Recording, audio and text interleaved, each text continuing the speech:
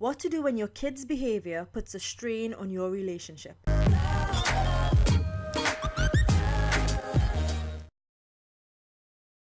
Welcome to Empowered Kids Village TV and welcome to Village Talk. I'm so excited to have you here today. You're here because you know that every family has the potential to be great and you're willing to push the boundaries of your mindset so that you can create the family of your dreams. On today's Village Talk episode, I have with me a lovely, fantastic coach.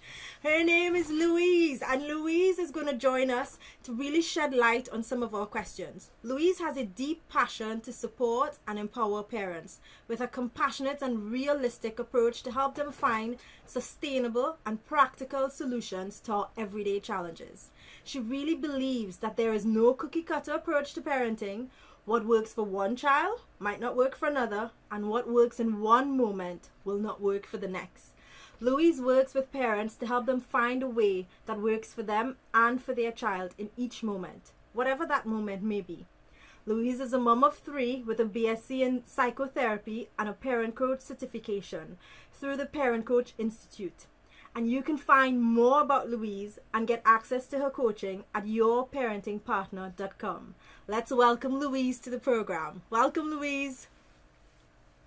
Hi, Nicole. It's lovely to be here. So great. Thank you.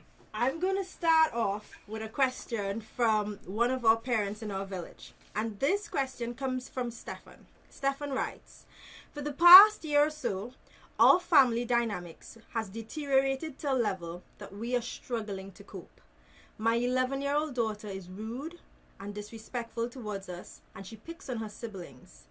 My wife has had a strained relationship with our daughter for many years, and now she either ignores her or criticizes and punishes her. I know parents have to show a united front to their children, but as the situation has become quite ugly, I often feel the need to step in and stick up for my daughter. Any advice would really be appreciated." That's a big one, Louise. It's a huge one, and it saddens me to hear that a relationship has become as fragile as it sounds like this one has.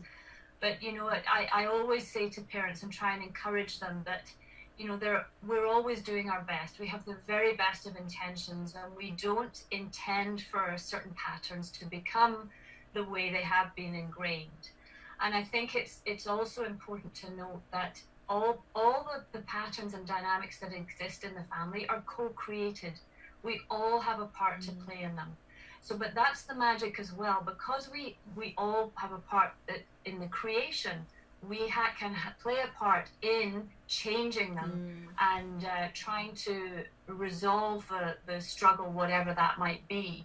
But also to keep in our minds that beneath every behavior is an unmet need. So in this case, this 11-year-old daughter, she has some deep unmet needs, and it's coming out in the forms of the behavior that she's exhibiting at home. And the mum is being triggered by this behavior. So this is a really complex one. Every situation is different, as you said in my bio. And so we can't just find a recipe to make this work. But as I mentioned, beneath every behavior is an unmet need. Every child needs to feel seen, heard, that they're valued, they matter, they're worthy, and that they belong. And so we as parents have to be like the Sherlock Holmes of behaviors to decode the behavior, work out what it is the child needs. But certainly in this situation, as hard as it is for you to be watching the relationship with your daughter and your partner deteriorate, at the same time, the first thing I would recommend is to find ways in which the mum and the daughter can repair that relationship, because until they find some way to connect that's in a loving way, and that she can shift from the ignoring her, criticizing her, and if there was another behavior punishing her. Yeah. It's understandable why sometimes as parents we resort to those ways, and our behavior is perhaps not what we would like it to be, but when we're triggered we become reactive. So really the thing we have to work on is how we can control ourselves in the face of the behaviors that our children are exhibiting in front of us. But to try and get to the bottom of this, I would recommend to do everything you can to find ways to connect with her. What things could you do with her? What things does she love? You can go and just have fun times with her to try and restore and repair the connection you have, and then you can work on some of the other things and working to get to the bottom of what is at the root of her behavior. There's one thing that you said, Louise, that I'd like to touch on, and it's that under every behavior that we class as misbehavior, there's an unmet need. And I like to tell parents that behavior really is like an equation, like a mathematical equation. And what you see is on the right hand side of the equal sign. And it's your job to figure out what's on the left of that equal sign that's giving you that behavior. And I think when you have an instance like this, and as you rightly said, this is heavy and it's deep, and clearly this family does need some support, and we're trying to answer them in a few minutes.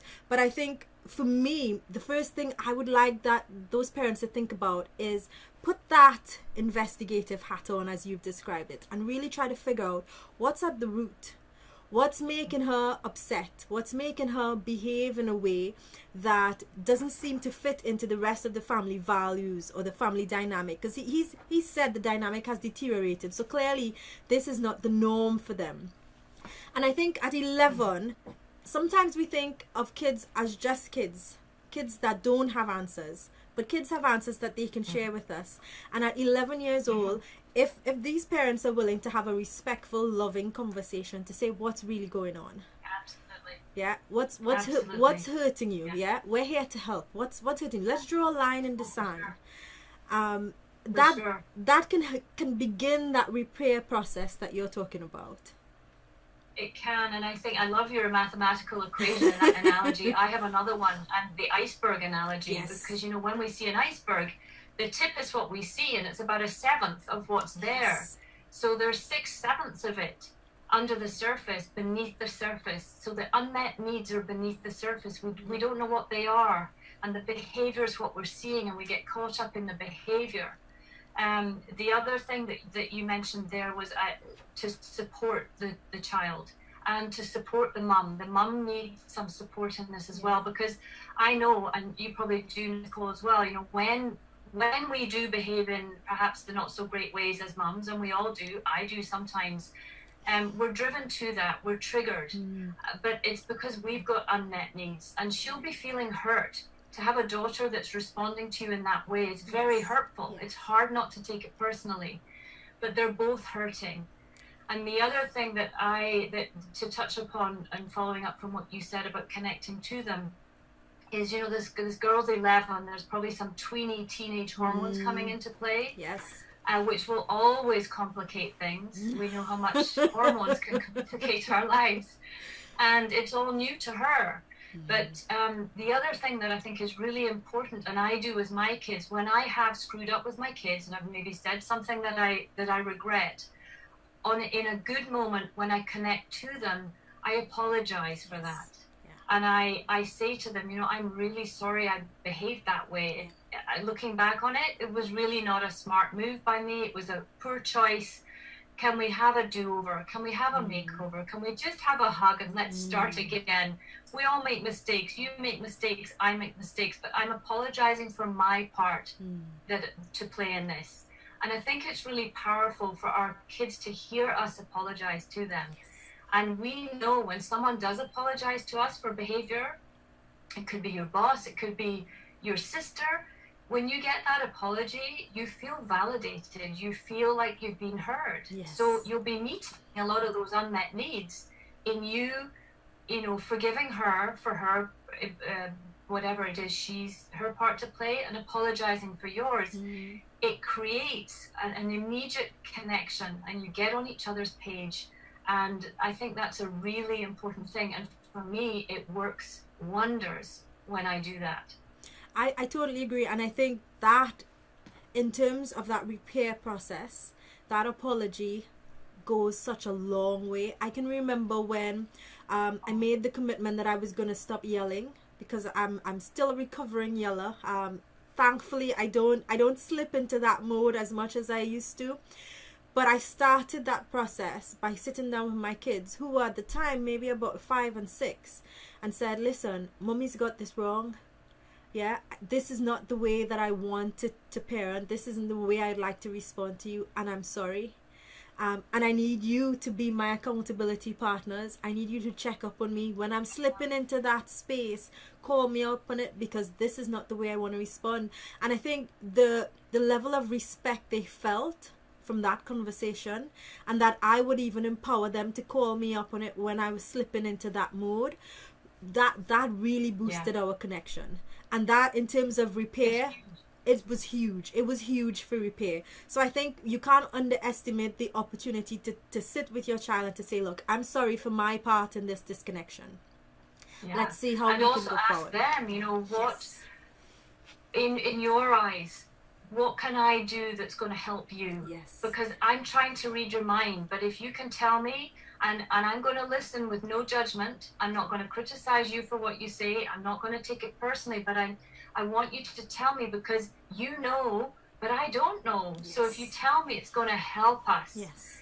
These sorts of things, especially with a tween and a teenager, is, I mean, as you said, it's so powerful and so empowering for the for the reconnection piece, for the repair. Yes. It's beyond anything you can imagine. It's hard to do, to actually get down to that and say, I screwed up here, and kids don't come with a handbook, and neither and we don't come with one either. I mean, we can read all these books about how to parent, but at the end of the day, we have to parent ourselves. Yes. We have to raise our bars. Yes. Nothing in our lives will have ever challenged us or triggered us like a child can. Yes. And suddenly this child is causing us to do things we've never done before in our lives.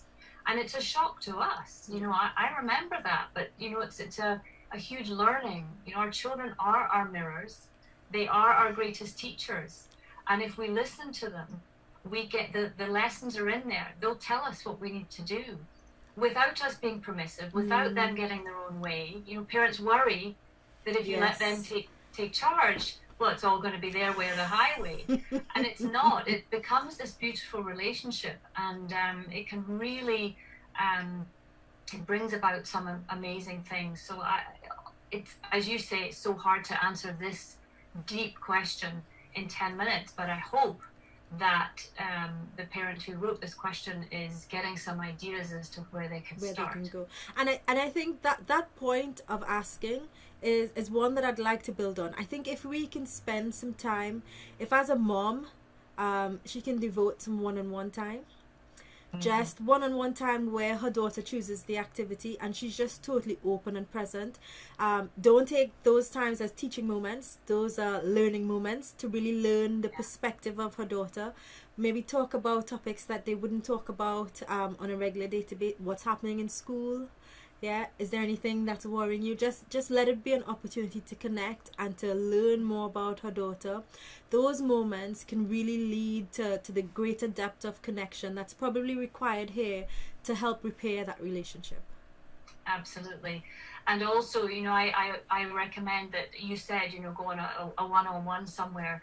That can happen in the kitchen. It can happen, it's often with my kids, I know, where they come into my room, and I have 3 teenagers, so they're older, and I go to bed before them now, but just as I'm about to put my light out, just when I'm tired, that's when they come in and they open up and they spill the beans. Yes. And you're so tempted to go, really? Right now? Why now? It's 10:30. Those are the times where you have to capitalize on the fact that they're opening up, and that you're going to sacrifice your hour of sleep or whatever it is, because you don't know when those moments are going to be. And with a teenager or a tween, you drop everything you can to harness those moments and make the most of them. And if they're at home, that's great, but also being out of the home can help. Going to Starbucks or going to her favorite, might be going to McDonald's and sitting down and having some, just having a nice time with her and helping her see that there is a lot between you and that you love her regardless.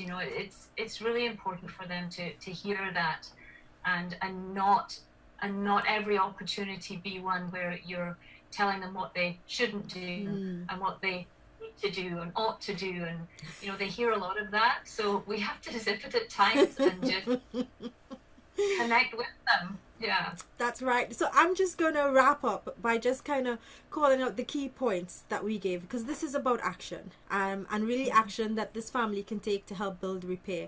So I think the first thing we said was try to find the root cause. Put on your investigative hat, sit down, be open with your daughter, and just ask and really search for what's really driving the disconnect within the family.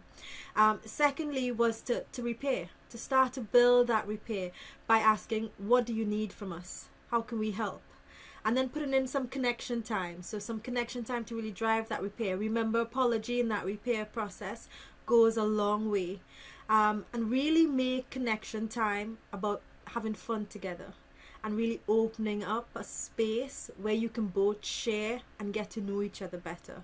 And hopefully that will lead you into the right direction of repair. Is there anything else you'd like to add, Louise? Just to follow up from the apology is with a bit of forgiveness, because in this case, this daughter is acting in a certain way, and she's a good kid. All kids are. So she's probably feeling a bit guilty for the way in which she's behaved, the way in which she's spoken to her parents and treated her parents, particularly her mum. She probably feels a bit guilty for it.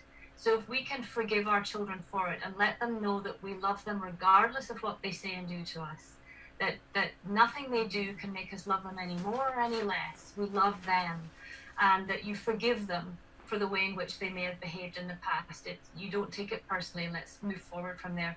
It'll release her of the burden of feeling bad for the fact that she's acting the way she is, because she has the unmet needs. It's perfect. Thank you very much, Louise. I just want to remind all parents that are tuned in to Village Talk that you can find out more about Louise and get some support from a parenting coaching perspective at yourparentingpartner.com. Thank you for joining us for this episode.